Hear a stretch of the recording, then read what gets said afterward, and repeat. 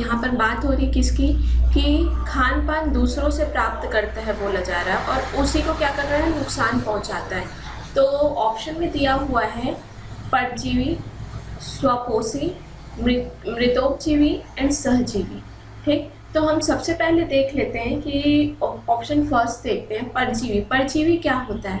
तो परजीवी क्या होता है, जो जीव किसी भी चीज़ों के लिए, परजीवी की बात कर रहे हैं हम, जो जीव किसी भी चीज़ों के लिए क्या चीज़ रहेगा, दूसरों पे आश्रित रहेगा। ठीक है, दूसरों पे आश्रित रहेगा तो उसको क्या बोलते हैं, दूसरों पर आश्रित रहना, उसको क्या बोलते हैं, परजीवी बोलते हैं। आश्रित रहते हैं और साथ साथ में उसको क्या करते हैं, नुकसान भी पहुंचाते हैं, नुकसान भी पहुंचाएगा। ठीक, तो वो क्या होगा, परजीवी होगा, पहुंचाता है। तो बात किसकी हो रही है, यहाँ पर क्वेश्चन में भी पूछा क्या गया है कि वह प्राणी जो खान पान दूसरों से प्राप्त करता है और साथ में उसको नुकसान पहुंचाता है। ठीक, तो ये परजीवी जो है वो क्या हो गया है, हमारा राइट आंसर हो गया। जो परजीवी हमारा राइट आंसर हो गया, जो कि क्या रहेगा, जो है किस पे, मतलब जो खान पान दूसरों से प्राप्त करेगा और उसको क्या करेगा, नुकसान भी पहुंचाएगा। अब बात करते हैं हम दूसरे ऑप्शन भी देख लेते हैं कि दूसरे ऑप्शन में क्या होगा।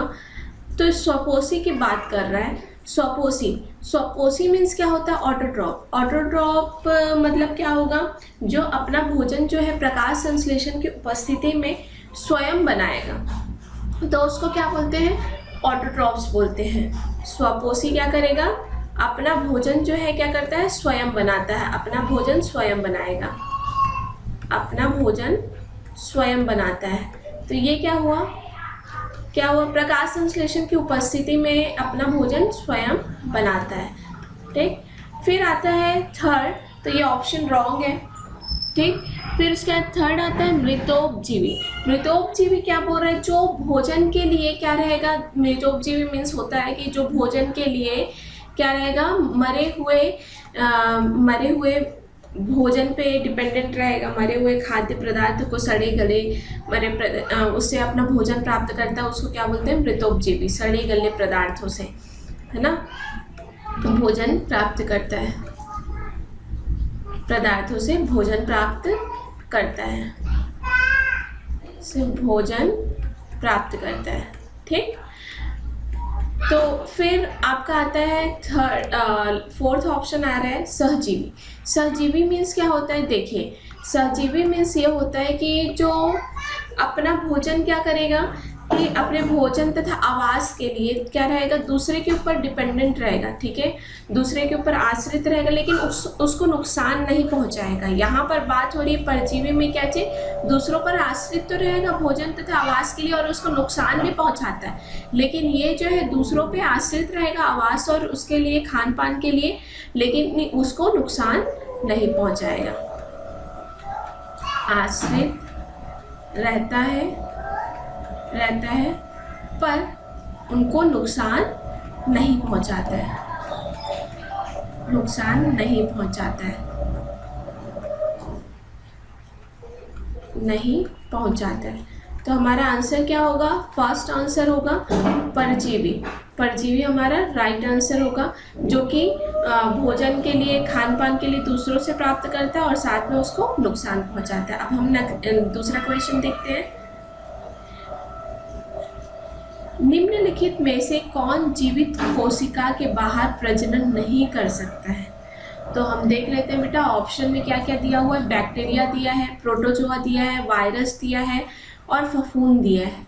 तो जो है, जो जीवित कोशिका के बाहर प्रजनन नहीं कर सकता की बात कर रहे हैं, तो देखिए वायरस जो होता है, वायरस जो है वो जीवित कोशिका के बाहर जो है निर्जीव होता है। ये वायरस जो होगा वो कैसा रहता है, जीवित कोशिका के बाहर जो है, जीवित कोशिका के बाहर निर्जीव रहता है और जैसे ही जीवित कोशिका के अंदर जाता है वो क्या हो जाता है, एक्टिव हो जाता है। ठीक है, जीवित कोशिका के बाहर निर्जीव रहेगा, निर्जीव मतलब एक्टिव ही नहीं रहेगा, अपना कार्य नहीं करेगा, निर्जीव रहता है और जैसे ही उसके कांटेक्ट में आता है, किसके, जीवित कोशिका के कांटेक्ट में आता है, उसके अंदर जाने पर ये क्या हो जाता है, एक्टिव हो जाता है। कांटेक्ट में आएगा तो अंदर जाने पर एक्टिव हो जाता है, एक्टिव हो जाता है। तो ये हमारा क्या होगा, राइट आंसर हमारा क्या होगा, वायरस होगा। वायरस जो है वो जीवित कोशिका के बाहर क्या होगा, इनएक्टिव रहेगा, और जैसे ही जीवित कोशिका के अंदर जाएगा वैसे ही ये क्या हो जाएगा, एक्टिव हो जाएगा। जैसे देख लेते हैं हम कैसे। तो ये सपोज मैंने जीवित कोशिका बनाई हूँ, ये बैक्टीरियल कोशिका है, ठीक, ये जीवित कोशिका, ये जीवित कोशिका है, ये जीवित कोशिका मैंने बना दिया। अगर वायरस जो है, बैक्टीरियोफेज वायरस, इस तरीके से मैं स्ट्रक्चर बना देती हूँ, ये वायरस है। तो बेटा ये जैसे ही इसके कांटेक्ट में आएगा ना, जीवित कोशिका के कांटेक्ट में आएगा, तो ये क्या हो जाएगा, इसका ये आरएनए या फिर डीएनए होता है, आरएनए या डीएनए, ठीक। ये जैसे ही जीवित कोशिका के बाहर जैसे कांटेक्ट में आएगा तो ये क्या हो जाएगा, इसके अंदर चला जाएगा इसका डीएनए, और क्योंकि एक्टिव हो गया भाई, इसको जो है, ये जो है इनएक्टिव था, अब एक्टिव हो गया, तो इसका जो है डीएनए आरएनए जो है इसके अंदर आ गया। अब ये अंदर आया तो ये क्या करेगा, ये न्यूक्लिक एसिड हो गया, ठीक। न्यूक्लिक एसिड आपको पता है, न्यूक्लिक एसिड डीएनए और आरएनए दोनों हो सकते हैं, ठीक। फिर ये जो है क्या होगा, इनमें जो है एक्टिव हो गया, तो ये जैसे ही यहाँ इसके कांटेक्ट में आया ना, तो ये क्या करेगा, विभाजन शुरू कर देगा, विभाजित हो जाएगा। इस तरीके से बहुत सारे, इस तरीके से क्या हो जाएगा, विभाजित हो जाएगा। अब ये विभाजन की प्रक्रिया यहाँ पर हो रही है, विभाजित हो गया। अब क्या होगा कि जो है विभाजित हो गया। अब बहुत ज़्यादा जब भी इसके अमाउंट, तो ये क्या करता है कि जो ये खोल होता है, आउटर लेयर जो होता है वो क्या हो जाता है, फट जाता है। ये आउटर लेयर फट जाएगा, और फटने के बाद क्या हो जाएगा, ये जो है ये इस तरीके से क्या हो जाएगा, इस तरीके से इसका ये बाहर आ जाएगा, और फिर जाकर के किसी जीवित कोशिका के क्या हो जाएगा, कांटेक्ट में आ जाएगा। तो इस तरीके से क्या होता है, अनेकों विषाणु, बहुत सारे विषाणु, ठीक है, या अनेकों विषाणु का क्या हो गया, निर्माण हो गया। तो क्या हुआ भाई, यहाँ पर क्या बात हो रहा है कि जैसे ही ये जीवित कोशिका के कांटेक्ट में आया तो ये क्या हो गया, एक्टिव हो गया, अनेकों विषाणु का क्या कर लिया, ये निर्माण कर लिया। चलो अब आंसर क्या हुआ हमारा, वायरस हुआ। अब नेक्स्ट क्वेश्चन देखते हैं। वह पौधे जो पानी की कमी वाली जगहों में पाए जाते हैं उन्हें हम क्या कहते हैं। जो पानी की कमी की बात कर रहा है, जहाँ पर पानी की कमी होती है उसको हम क्या कहते हैं। तो ऑप्शन में दिया हुआ है मेसोफाइट्स, हाइड्रोफाइट्स, जीरोफाइट्स, एपीफाइट्स, ठीक। तो हम सबसे पहले देखते हैं मेसोफाइट्स। मेसोफाइट्स क्या होता है, मेसोफाइट्स क्या होगा ये देख लेते हैं हम पहले। सबसे पहले मेसोफाइट्स क्या होता है। तो मेसोफाइट्स जो है कम जल में उगते हैं, मतलब पानी की आवश्यकता होती है बट उतनी नहीं होती है, ठीक। कम जल में उगते हैं तो उनको क्या बोलते हैं, मेसोफाइट्स बोलते हैं। एग्जाम्पल आपको बता देती हूँ मैं क्या होता है इसका। तो बेटा ये घास हो गया, घास जो हो गया, गेहूँ हो गया, घास हो गया, गेहूँ हो गया, ये कैसा होता है, मेसोफाइट्स, समोदभिद प्लांट होते हैं। फिर आता है हमारा जलोदभिद, क्लियर है, नाम से ही क्लियर है आपका। हाइड्रोफाइट्स की बात कर रहा है, मतलब पानी की आवश्यकता होगी, यहाँ पर क्या होगी, पानी की आवश्यकता होगी, ज़्यादा जल की, ज़्यादा जल वाले प्लांट्स होते हैं, ज़्यादा जल में उगते हैं, ज़्यादा जल में उगते हैं। एग्जाम्पल क्या क्या हो सकता है आपको पता है क्या, एग्जाम्पल क्या क्या होगा। तो हाइड्रिला आपने नाम सुना होगा, हाइड्रिला, हाइड्रिला जो है प्लांट होता है, हाइड्रिला जो है। फिर लोटस हो गया, कमल का पौधा, ये जो होते हैं क्या होंगे, हाइड्रोफाइट्स प्लांट होंगे। अब जो है मरुदभिद की बात कर रहे हैं, जीरोफाइट्स, वही तो बात हो रहा है, यहाँ पर पानी की कमी वाले जगहों में पाए जाते हैं। तो ये जीरोफाइट्स जो होंगे वो पानी की कमी वाले जगहों पे पाए जाएंगे, जिसमें पानी की ज़्यादा आवश्यकता नहीं होती। एक ऐसे होते हैं गर्म और सूखे जगहों पे पाए जाते हैं, सूखे जगहों जगहों पर पाए जाते हैं। कौन हो सकते हैं भाई? तो आपने सुना होगा नागफनी। नागफनी जो है वो कैसा होता है? जीरोफाइट्स प्लांट होता है। अब ऑप्शन दिया है डी, अधिपादप। एपीफाइट्स जो है वो क्या रहेंगे? वह पौधे जो दूसरे पौधों पर आश्रित रहते हैं, दूसरे पौधों पर आश्रित रहेंगे, उसके क्या बोलते हैं? एपीफाइट्स पादप बोला जाता है।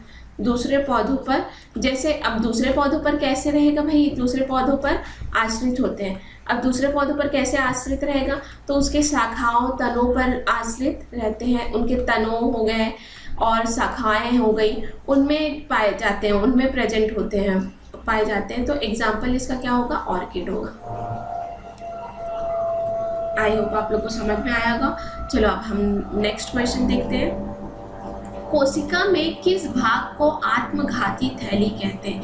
ये इससे पहले भी हम क्वेश्चन जो है ये कर चुके हैं। कोशिका में, कोशिका की बात कर रहे हैं, सेल की बात कर रहे हैं, जिसमें आत्मघाती थैली की बात कर रहे हैं। किसको कहते हैं? तो बेटा प्लास्टिड की बात हो रहा है, तो प्लास्टिड तो नहीं होगा, ठीक। लाइसोसोम्स जो है वो क्या होता है कि कोशिका के क्षतिग्रस्त या मृत हो जाने पर लाइसोसोम्स फट जाते हैं। जब कोशिका जो है जब क्षतिग्रस्त होता है, जब कोशिका सेल जो है वो क्या होता है? क्षतिग्रस्त होता है। कोशिका के क्षतिग्रस्त मतलब चोट लग जाता है, क्षतिग्रस्त, या फिर ये मृत हो जाता है, डेड हो जाता है। मृत हो जाने पर लाइसोसोम्स फट जाता है। लाइसोसोम फट जाता है, बात कर रहे हैं, लाइसोसोम्स फट जाता है। और इसमें जो एंजाइम होता है, इसमें लाइसोसोम्स में जो एंजाइम होता है और मुक्त एंजाइम, इससे जो मुक्त एंजाइम जो होगा वो अपने ही कोशिका को क्या कर लेता है? एंजाइम जो है अपनी ही कोशिका को पचा देता है, अपनी ही कोशिका को पचा देता है।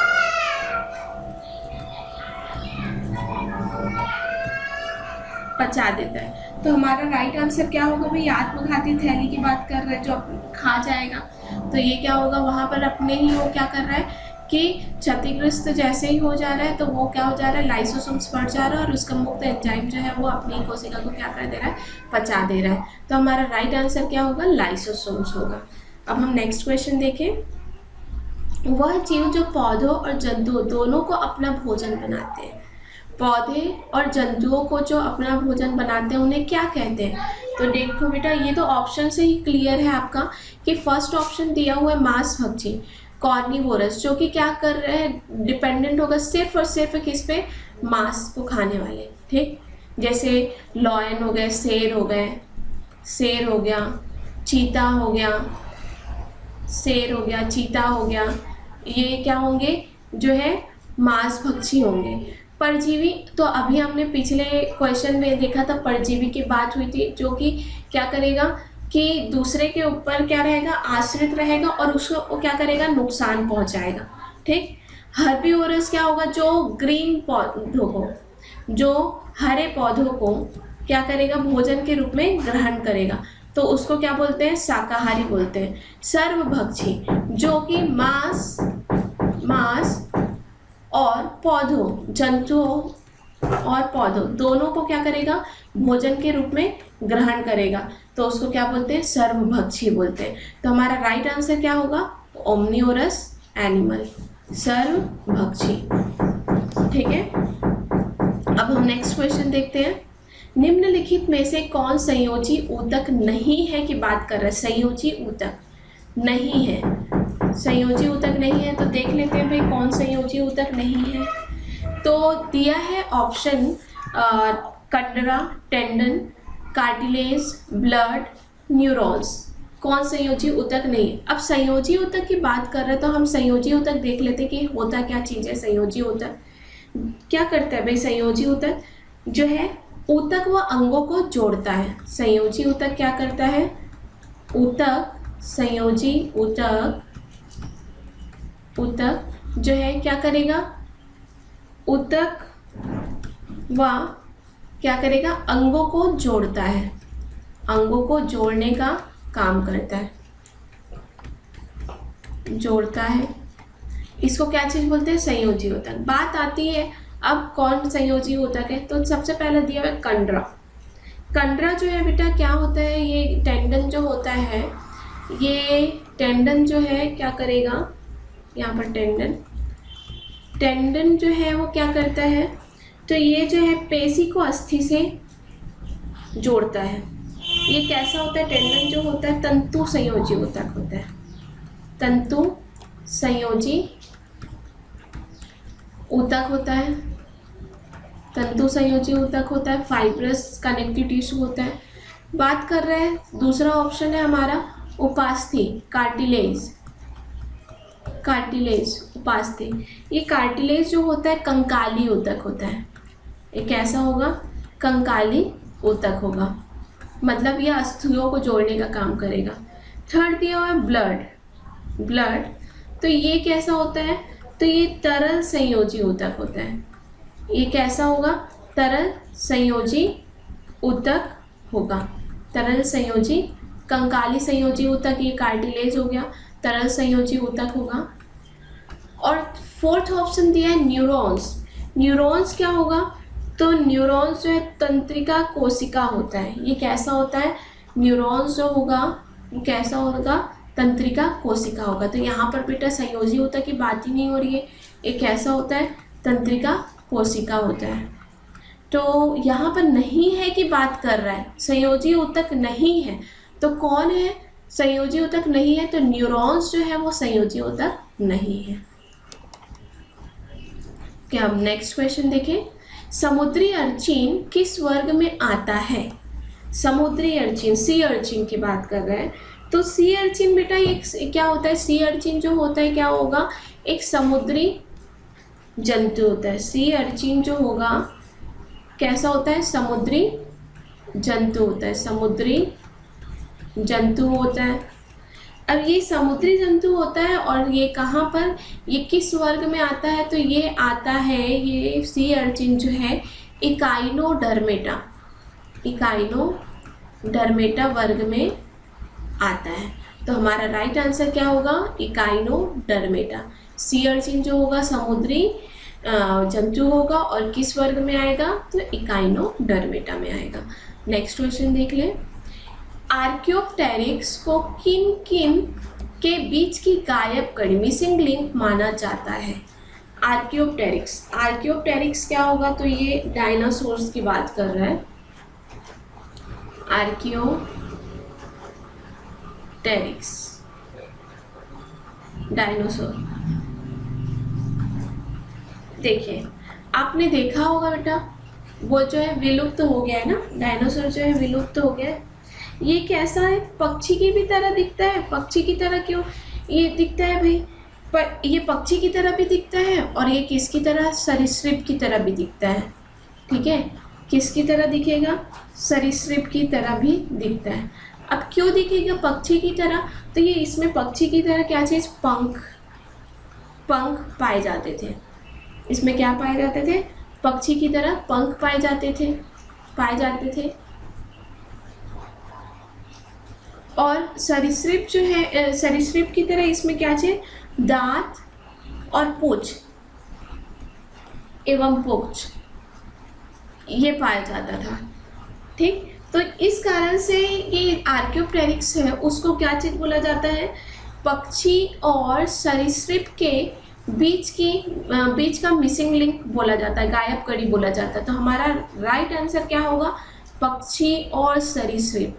क्यों होगा ये भी मैं आपको डील कर दी, क्योंकि ये पक्षी की तरह इनमें पंख पाए जाते थे, ये उड़ भी सकते थे, और रेप्टाइल्स की तरह ये इसमें दांत एवं पूंछ पाए जाते थे, ये रेंग भी सकते थे।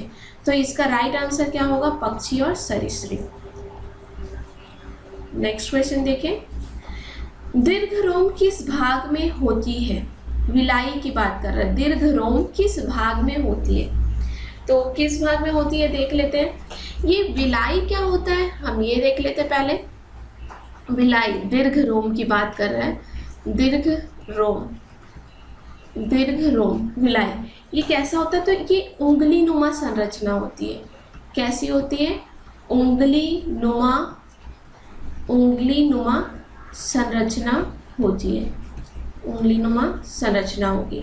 ठीक है, और ये क्या करता है बेटा? ये उंगली नुमा संरचना होगी, साथ साथ में ये विलाई जो होता है ये क्या करता है कि जो सरफेस एरिया होगा, सरफेस एरिया जो होता है, सरफेस एरिया को क्या कर देता है? ये बढ़ा देता है। सरफेस एरिया को क्या करता है? ये बढ़ा देता है। और साथ साथ में अब सरफेस एरिया बढ़ जाएगा तो ये किसका काम करेगा? अवशोषण का काम करेगा, अवशोषण का काम करेगा। और ये कहाँ पर पाया जाता है? यहाँ पर तो बोल रहा है किस भाग में होती है, बोल रहा है। तो ये जो प्रेजेंट होती है लंग्स में प्रेजेंट होती है, फुफ्फुस में, लंग्स में ये क्या होती है? लंग्स में भी प्रेजेंट होगी, सरफेस एरिया को बढ़ाएगी, और स्मॉल इंटेस्टाइन में भी प्रेजेंट होगी। ठीक, तो ऑप्शन आपका जो है दिया हुआ है, सॉरी, ये जो है ऑप्शन दिया हुआ है स्मॉल इंटेस्टाइन, लंग्स और लार्ज इंटेस्टाइन। तो हमारा जो है इसमें आंसर होगा, इसका आंसर होगा क्या चीज़? स्मॉल इंटेस्टाइन, स्मॉल इंटेस्टाइन,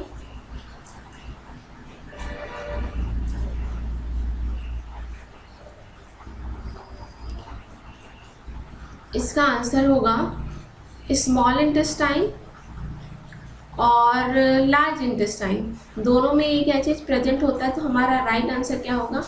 ए और सी। तो राइट आंसर हमारा क्या हो जाएगा? ए और सी, मतलब स्मॉल इंटेस्टाइन में भी प्रेजेंट होगा और लार्ज इंटेस्टाइन में भी प्रेजेंट होगा। ठीक है, तो हमारा जो है राइट आंसर क्या होगा? ए और सी दोनों दीर्घ रोम पाए जाएंगे। अब नेक्स्ट क्वेश्चन देखें। देखिए क्या दिया हुआ है? आहार में आयोडीन की कमी, अगर भोजन में आहार हम लेते हैं, न्यूट्रिशन लेते हैं, इसमें आयोडीन की कमी से घेंघा की बीमारी हो जाती है, क्वाइटर की बीमारी हो जाती है। यह शरीर में एक हार्मोन की कमी के कारण होती है, जिसका क्या नाम होता है भाई? तो ये क्या नाम होता है? तो देख लेते हैं हम इसका जो है। ये देखिए इस तरीके से क्या होता है, इसका स्ट्रक्चर भी मैं डील कर देती हूँ आपको। ये इस तरीके से क्या होगा, ऐसे संरचना होती है, ऐसे संरचना होती है। यहाँ पर जो है इस तरीके से संरचना होगी, जिसको बोलते हैं थायराइड ग्लैंड। इसको क्या चीज़ बोला जाता है? थायराइड ग्लैंड, थायराइड ग्रंथि, थायराइड ग्रंथि, थायराइड ग्रंथि। इस थायराइड ग्रंथि से ही किसका स्त्रावण होता है भाई? तो थायरॉक्सिन का स्त्रावण होता है। थायरॉक्सिन का क्या होगा? स्त्रावण होगा। थायरॉक्सिन हार्मोन होता है भाई, ये क्या होगा? थायरॉक्सिन हार्मोन होता है। जो ये हार्मोन ही क्या करता है? आयोडीन को क्या करता है? आयोडीन के निर्माण को क्या करता है? नियंत्रित करता है। ठीक है, आयोडीन, ठीक। तो यहाँ पर जो है बात कर रहा है कि आयोडीन की कमी से घेंघा रोग हो जाता है या हार्मोन। तो हार्मोन कौन सा होगा? थायरॉक्सिन हार्मोन जो है, जो कि सीक्रेट हो रहा है कहाँ से? थायराइड ग्लैंड से। ठीक है, जिसका नाम होगा थायरॉक्सिन हार्मोन। ठीक है, और जिसके कारण से अगर आयोडीन की कमी हो जाती है तो कौन सा रोग होता है? तो ग्वाइटर रोग होता है, घेंघा रोग होगा। ओके, अब हम नेक्स्ट क्वेश्चन देखें। निम्न में किस भाग में कुप्पिका पाई जाती है? कुप्पिका, एल्वियोलाई पाई जाती है, निम्न में से किस भाग में? तो देखते हैं हम। तो ऑप्शन दिया हुआ है मस्तिष्क, फुफ्फुस, हृदय, आमाशय। 4 ऑप्शन दिया हुआ है, ब्रेन, लंग्स, हार्ट, स्टमक। तो बेटा हार्ट जो है वो परिवहन का काम करता है, तो ये तो नहीं होगा। ब्रेन जो है सोचने समझने के लिए होता है, ये भी नहीं होगा, इसमें एल्वेलाई नहीं पाई जाती। स्टमक में भी ये पाचन तंत्र का पार्ट होता है, ये में। लंग्स जो होती है उसमें क्या चीज़ पाई जाती है, एल्वेलाई पाई जाती है। ये कैसा होता है, लंग्स जो होता है, फुफ्फुस जो होता है, लंग्स जो होगा वो क्या होता है, श्वसन तंत्र का भाग होता है। कैसा होगा, श्वसन तंत्र का भाग होता है, श्वसन तंत्र का भाग होगा। और इसी में ही क्या चीज़ होता है, एल्वेलाई पाई जाती है, एल्वेलाई कुप्पिकाएँ पाई जाती है। और इसी कुप्पिका के थ्रू ही, कुप्पिका के द्वारा ही गैसों का क्या होता है, आदान प्रदान होता है। गैसों का आदान प्रदान किसके द्वारा होगा, तो कुप्पिका के द्वारा होगा। और ये कहाँ पर पाया जाता है, तो ये हमारे लंग्स में पाया जाता है। तो राइट आंसर हमारा क्या होगा, लंग्स होगा। ओके, अब दिया हुआ है क्वेश्चन, निम्न में से कौन गलत है। तो देख लेते हैं हम ऑप्शन। अपचय, कैटाबॉलिज्म और एनाबॉलिज्म। बेटा कैटाबॉलिज्म और एनाबॉलिज्म दोनों मिलकर के मेटाबॉलिज्म बनाते हैं, ये राइट आंसर है। ठीक। अर्धसूत्री विभाजन, मियोसिस मतलब 2n है, वो क्या होगा, मियोसिस होगा, n और n। तो अर्धसूत्री विभाजन और दोनों मिल करके क्या होगा, दोनों मिलता है, मिलने के बाद क्या करता है, निषेचन की प्रक्रिया होती है, तो लैंगिक जनन होता है, सेक्सुअल रिप्रोडक्शन। ये भी राइट आंसर है, ये गलत नहीं है। अजैव और जैव संगठक दोनों आपस में मिलते हैं, एबायोटिक और बायोटिक कंपोनेंट आपस में मिलते हैं और क्या करते हैं, ये किसका निर्माण करते हैं, इकोसिस्टम का निर्माण करता है, ये भी राइट आंसर होगा। तो कौन गलत है, तो पूर्व जैव और जैव संगठक, प्रीबायोटिक और बायोटिक जो है इकोसिस्टम का निर्माण करता है, ये रॉन्ग आंसर है। तो कौन सा गलत है आपका, तो कौन सा गलत है, पूर्व जैव और जैव संगठक जो होगा वो क्या होगा, पारितंत्र का निर्माण नहीं करता है। पारितंत्र का निर्माण कौन करता है भाई, एबायोटिक और बायोटिक कंपोनेंट। तो आपका राइट आंसर क्या होगा, पूर्व जैव और जैव संगठक मिलकर के पारितंत्र का निर्माण नहीं करेगा। ओके, हम नेक्स्ट क्वेश्चन देखें। लार में कौन सी एंजाइम पाई जाती है। दिया हुआ है ऑप्शन पेप्सिन, ट्रिप्सिन, एमाइलेज और इनमें से कोई नहीं। तो लार जो है बेटा, सलाइवा जो है, लार की बात कर रहा है। लार जो होता है किससे स्रावित होता है, तो लार ग्रंथि के द्वारा लार का स्रावण होता है। ठीक है, लार ग्रंथि के द्वारा ही क्या होगा, लार का क्या होगा, स्रावण होगा। अब जो है लार ग्रंथि से क्या स्रावित होता है भाई, तो दो टाइप के एंजाइम स्रावित होती है। ठीक है, कौन कौन से, तो टाइलिन एंजाइम और दूसरा होता है एमाइलेज एंजाइम। ठीक, और ये टाइलिन एंजाइम जो है वो क्या करता है, भोजन को चिकना बनाता है। टाइलिन एंजाइम जो है क्या करेगा, भोजन को चिकना बनाता है। भोजन को चिकना बनाने का काम कौन करेगा, भोजन को चिकना बनाता है टाइलिन एंजाइम, जो कि हमारे ऑप्शन में नहीं दिया है। एमाइलेज दिया है, एमाइलेज का क्या काम वो करता है ये, तो जो स्टार्च के अणु होते हैं, स्टार्च के जो अणु होते हैं, स्टार्च के मॉलिक्यूल, स्टार्च के अणु होते हैं, उनको क्या करता है, ये ग्लूकोज में परिवर्तित कर देता है। किस में परिवर्तित कर देगा, ग्लूकोज में परिवर्तित कर देता है। तो हमारा राइट आंसर क्या होगा बेटा, परिवर्तित कर देता है। तो राइट आंसर, टाइलिन तो नहीं दिया है ऑप्शन में, तो हमारा राइट आंसर क्या होगा, एमाइलेज एंजाइम। तो ऑप्शन सी जो होगा वो हमारा राइट आंसर होगा। लार में कौन सी एंजाइम पाई जाती है, तो टाइलिन और एमाइलेज, बट टाइलिन तो ऑप्शन में नहीं दिया हुआ है। अगर टाइलिन दिया होता तो क्या होता, हमारा राइट आंसर होता। ठीक है, टाइलिन भी जो है तो ये भोजन को चिकना बनाता है और एमाइलेज जो है क्या करता है, स्टार्च के जो अणु होते हैं उसको ग्लूकोज में परिवर्तित कर देता है। ये तो हुई हमारे क्वेश्चन नंबर 43 की बात।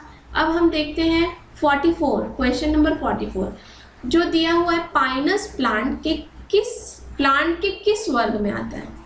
पाइनस जो है प्लांट के किस वर्ग में आता है, तो देखिए पाइनस जो होता है, पाइनस जो पौधा होता है, ये इसको हम इधर कर लेते हैं।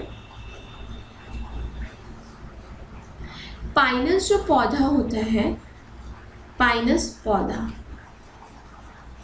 जो होता है क्या होगा भाई, पाइनस जो है एक सपुष्पक या कैसा होता है, सपुष्पक,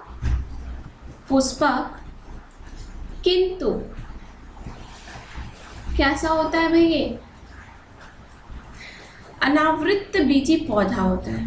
मतलब इस अनावृत बीजी पौधा होता है, पौधा होता है, ठीक है। जो ये क्या रहता है, पाइनस जो प्लांट आपने देखा होगा, ये पृथ्वी पर सीधा खड़ा रहता है। ये कैसा रहता है, पृथ्वी जो होती है, अर्थ जो होती है हमारी, उस पे कैसा रहता है, ये सीधा खड़ा रहता है। पृथ्वी पर ये सीधा खड़ा रहता है, सीधा खड़ा रहता है। और इसकी जो शाखाएं जो होती है और प्रशाखाएं जो होती है निकलती है और निकल करके एक ऐसे इस तरीके से शंकु के आकार की बन जाती है, शंकु के आकार की संरचना बना लेती है। तो ये जो पाइनस पौधा जो होता है वो कैसा होगा, तो ये जो है जिस जिम्नोस्पर्मिक, देखो मैंने अनावृत बीजी बोला है, इसी को ही बेटा जिम्नोस्पर्म बोला जाता है। तो ये किस वर्ग में आएगा, पौधे के जिम्नोस्पर्मिक वर्ग में आता है। तो हमारा राइट आंसर क्या होगा, जिम्नोस्पर्म या फिर अनावृत बीजी पौधा। अब हम नेक्स्ट क्वेश्चन देखें।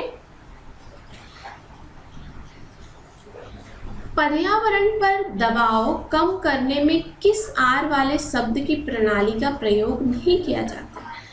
पर्यावरण पर दबाव कम करने के लिए किस आर वाले शब्द की प्रणाली का जो है प्रयोग नहीं किया जाता? तो इसका बेटा राइट आंसर होगा रिफ्यूज, मना करना, जो है आर वाली प्रणाली रिफ्यूज। देखिए सब दिया हुआ है, रिड्यूस, रिसाइकल, रीयूज, ये सब होता है, यूज होता है। सिर्फ ये रिफ्यूज जो होता है वो प्रणाली में प्रयोग नहीं किया जाता है। तो हमारा राइट आंसर क्या होगा, मना करना, रिफ्यूज। अब दिया हुआ 46 क्वेश्चन, दरियाई घोड़ा कशेरुकी के किस वर्ग में आता है?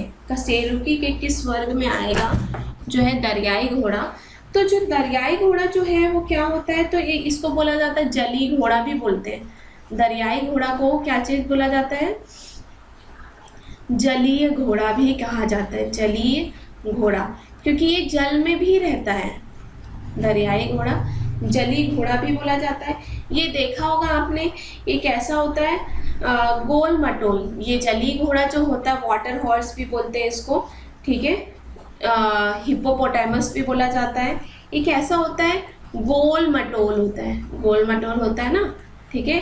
गोल मटोल स्तनपायी प्राणी होता है। कैसा होता है, ये स्तनपायी प्राणी होता है। गोल मटोल स्तनपायी प्राणी होता है, ठीक है।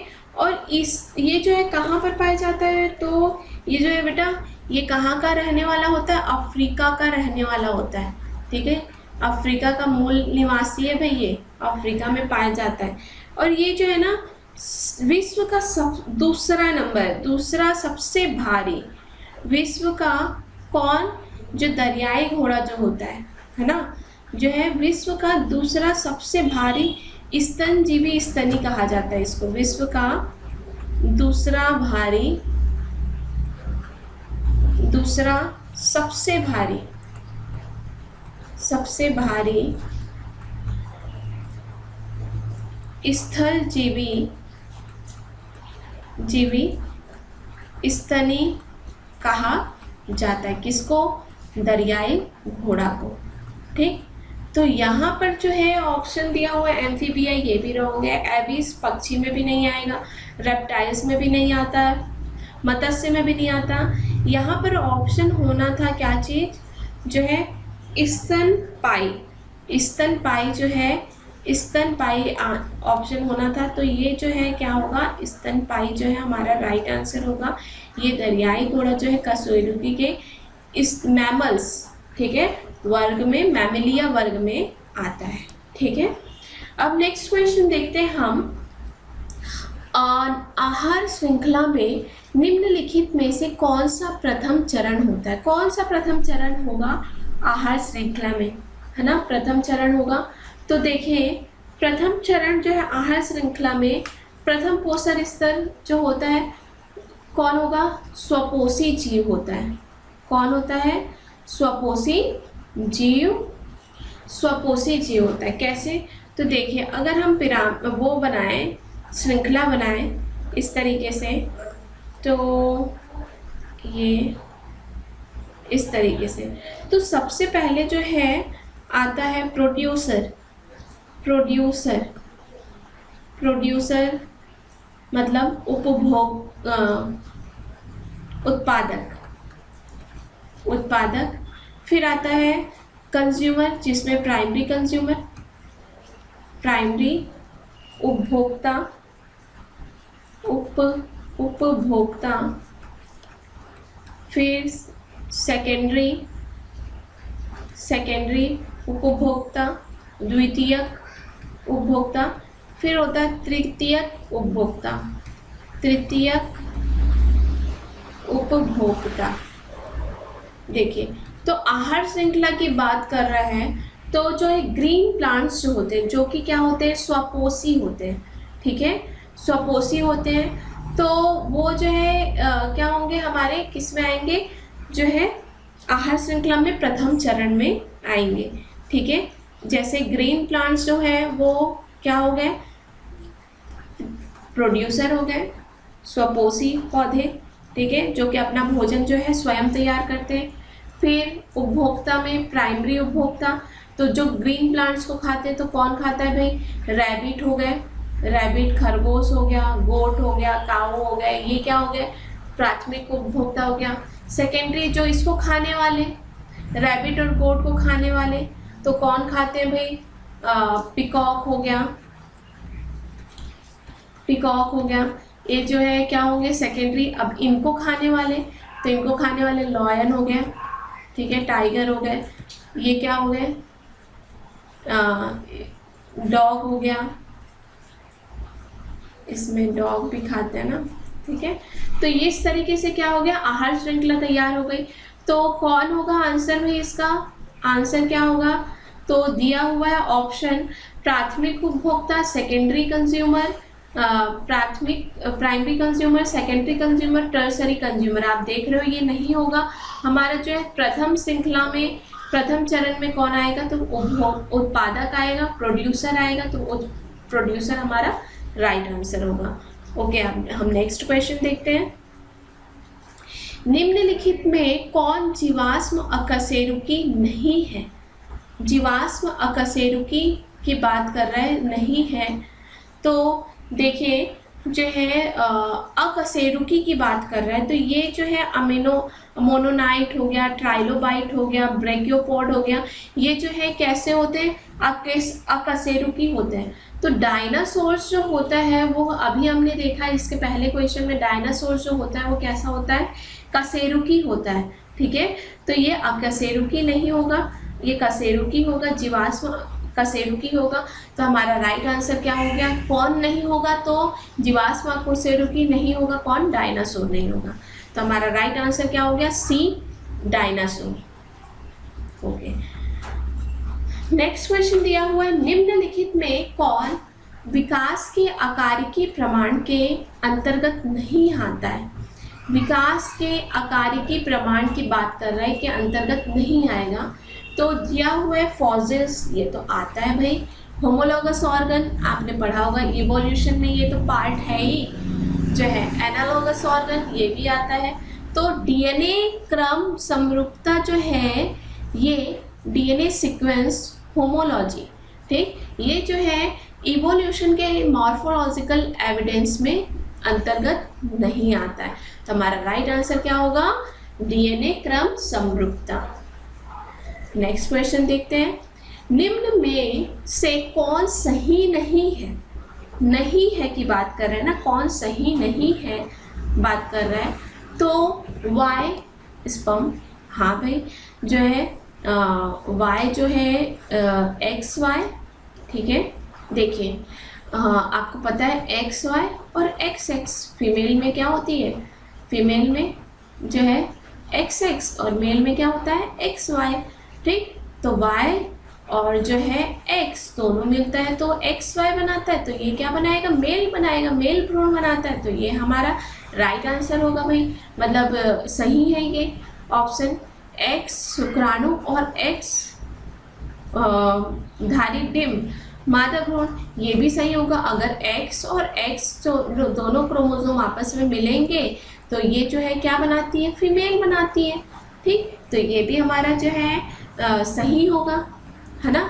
फिर उसके बाद आता है X और Y धारी डिम जो है मादा भ्रूण। तो X और Y, बेटा ये Y तो मेल बन रहा है ना, तो मादा बन रहा है क्या, नहीं बन रहा है, ठीक है। तो हमारा जो है ये जो है ऑप्शन जो है वो क्या है, गलत है। ये ऑप्शन जो है गलत है, क्योंकि XY जो बनता है तो क्या बनेगा, क्या बनेगा, नर भ्रूण बनता है, ठीक, नर भ्रूण बनता है। तो ये राइट आंसर हो गया क्या, नहीं होगा। अब XX धारी जो है स्पर्म, तो XX धारी स्पर्म हो ही नहीं सकता है ना, जो है। और X तो विकृत मादा भ्रूण, हाँ अगर ट्रिपल हो जाएगा तो क्या हो जाएगा, विकृत मादा भ्रूण आएगा ना। तो ये आपका जो है ऑप्शन जो है सी, ऑप्शन सी जो है वो आपका क्या होगा, गलत होगा। तो निम्न में से कौन सही नहीं है तो बोल रहा है, तो ये ऑप्शन सी X धारी शुक्राणु और Y धारी डिम मतलब एग की बात कर रहा है, तो ये मादा भ्रूण नहीं बनाएगा, ये तो नर भ्रूण बनाता है। तो ये क्या होगा, रॉन्ग होगा। तो आपका राइट आंसर क्या होगा, X धारी शुक्राणु और Y धारी डिम मादा